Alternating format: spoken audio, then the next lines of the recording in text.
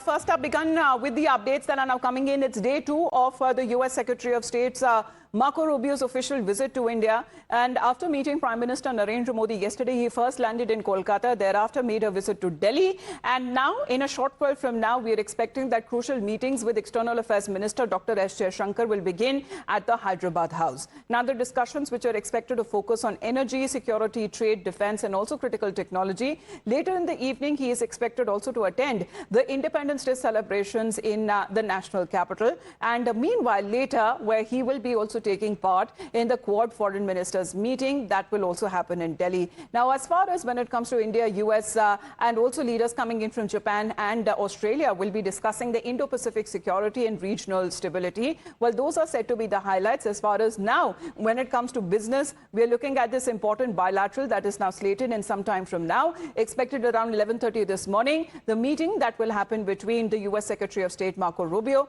and External Affairs Minister Dr. S. Jaishankar.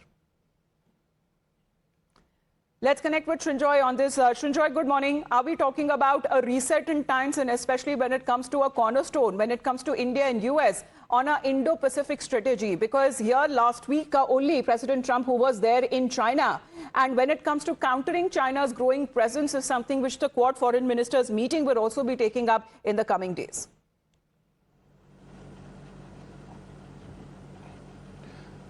When a Quad meeting takes place, the elephant in the room is always China.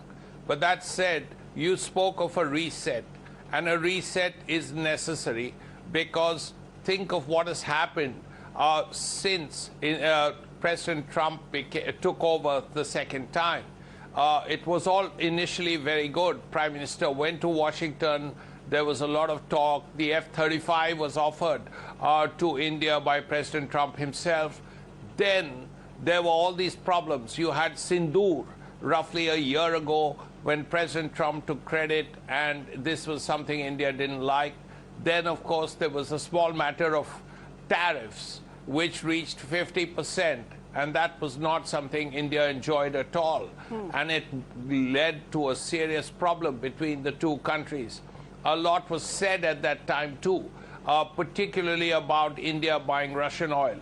Then there was Iran and the Pakistanis getting involved, and that again, particularly the lunch that Asim Munir had with President Trump in the White House wasn't very well appreciated in India. But now things have turned, and things have turned, and things are getting better. The Rubio visit, and there have been a few visits before, is a sign that both sides mean business, both sides want to talk, both sides want to repair the damage and move ahead. And it's entirely possible, while President Trump has invited Prime Minister Modi to Washington, it's entirely possible that President Trump will be here either late this year or early next year for the Quad Summit.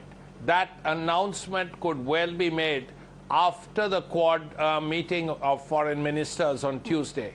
Nevertheless, a visit is due.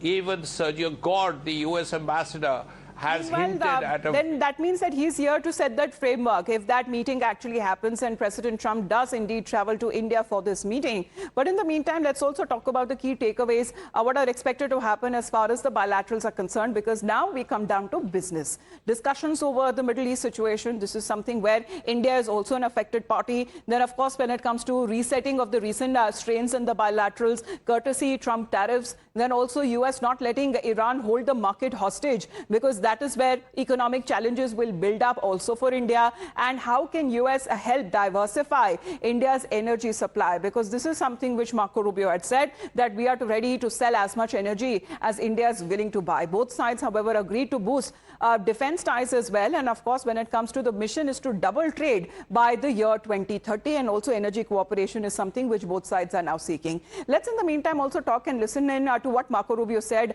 right after meeting Prime Minister Narendra Modi, though he did accept that it is very hot here in India. This relationship between our two countries is at the cornerstone of our approach to the Indo-Pacific.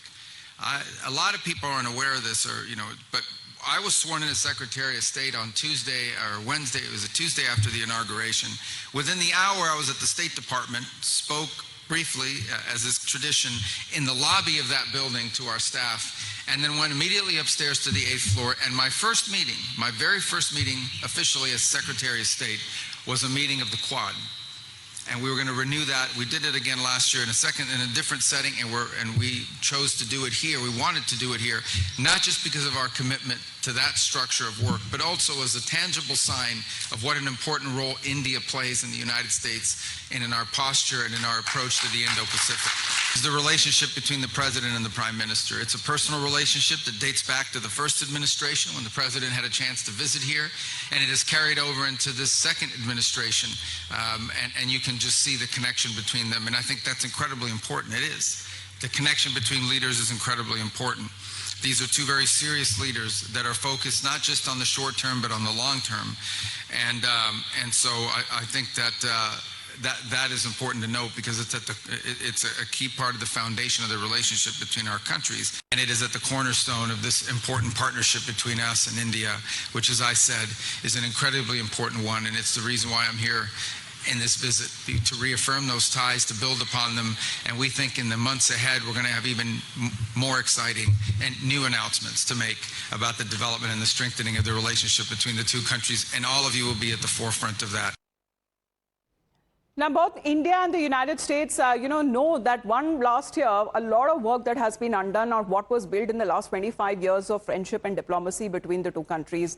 However, what is being said as a reset of ties, let's talk about the 5 top challenges there, especially when it comes to India's side. And Marco Rubio, who is expected to attend the Quad Foreign Ministers meeting, that's going to happen on Tuesday. And when it comes to later this year, it is not confirmed if President Trump, however, will be attending the summit. Or the second challenge, when we talk about India wanting to boost in the energy sector, the imports there, US, however, is an option, but the energy shipments coming in from the US is going to be much more costlier and longer route for India. Another challenge is that of the US-Iran war. Marco Rubio, meanwhile, says that he has conveyed to Prime Minister Modi that Washington will not allow Iran to hold the global energy market hostage. However, India is also on good terms with Iran.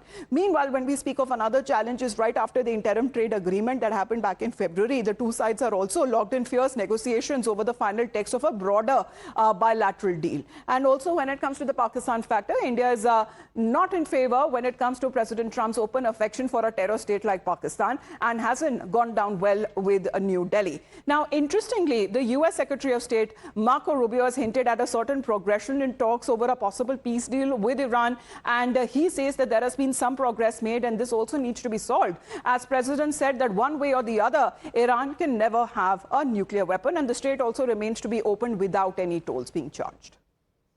Let's, in the meantime, get you this breaking update. Well, there is politics over India-US talks, where after India commits to the imports of nearly $500 billion from the US, TMC, meanwhile, seems to be calling out the move to attack the center. Now, the opposition party is calling it to be the double standards of the government, saying that at a time when the citizens are being asked not to buy gold, will the government use Forex reserve to import goods from the United States of America? This is a question that has now been put forth on part of the TMC.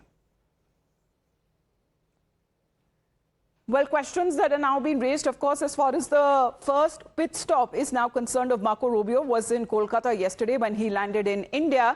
But when it comes to these appeals that has been consistently made by Prime Minister Narendra Modi. Now, of course, when it comes to energy security and multiple sectors, the issues are likely to be resolved if the Strait of Hormuz is opened and a peace deal is signed when it comes to the West Asian conflict. However, this is something which President Trump himself has said that an announcement is likely to happen very soon and shortly. But if the Strait of Hormuz is opened, then India, also being an indirectly affected party, will be receiving a lot of relief as far as the opening of the Strait of Hormuz is concerned. So in the meantime, let's take a look exactly how the TMC has been raising questions to the certain appeals that the Prime Minister had made before the fuel prices were also hiked, and he had urged the citizens to be mindful when it comes to fuel consumption. Let's in the meantime take a look what Saket Gokhale says, that are we officially now a US colony? The US Secretary of State says that New Delhi yesterday has India committed to imports of $500 billion from the US for the course of next 5 years.